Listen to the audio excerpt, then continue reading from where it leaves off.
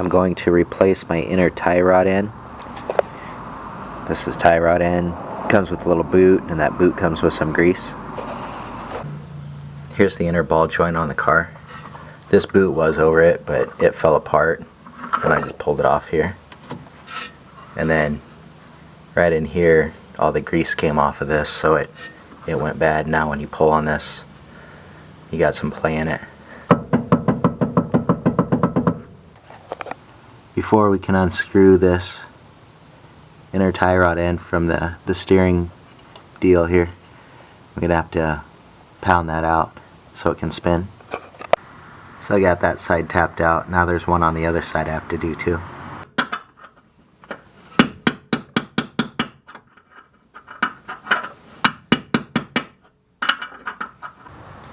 We have to remove this outer tie rod end here, but I'm gonna get that off. I'm gonna remove this cover over here so we can get at it better, and then gotta remove this nut off the top here.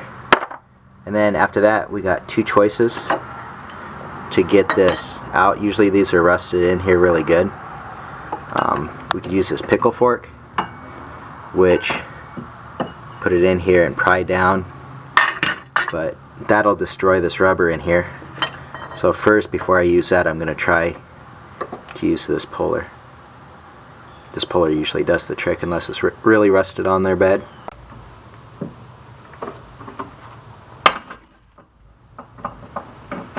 Okay, that was easy enough.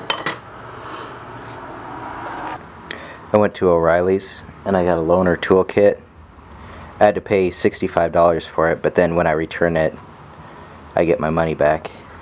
It's got these different deals on here to fit on the tie rod end, and then this long deal here. We'll see how it works. I guess I got one step ahead of myself. I put this back in. Now this nut loosened up, and I'll pull this back out and this end will spin off.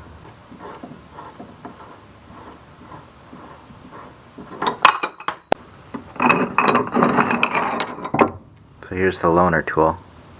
It turns out that the loaner tool they gave me is English, and this is apparently metric on there, so if I get lucky it'll come off. If not, it'll slip, I guess.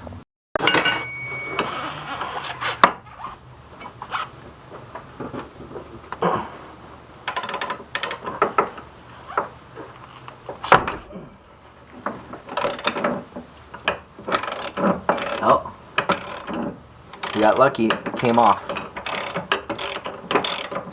But if you were going to do this project, I would try to see if you can get a metric one, because this English one is pretty loose. I'm surprised it didn't slip. This is it off the car now. You can see this socket.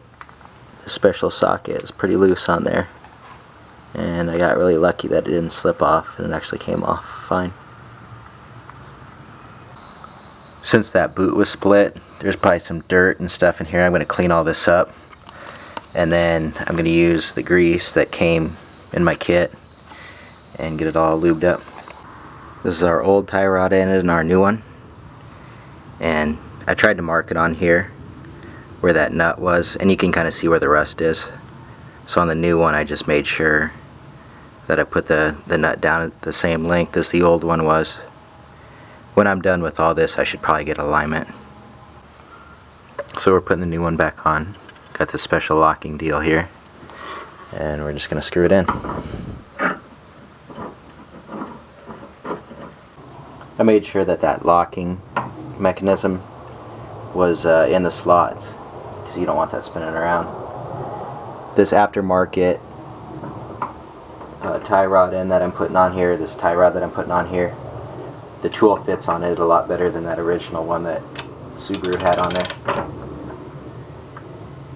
So get this tightened down, and then I'll bend those tabs over.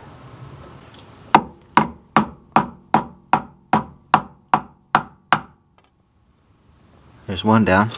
See if I can get a couple more. I applied all my grease that came with my new boot, and got a little bit ahead of myself again.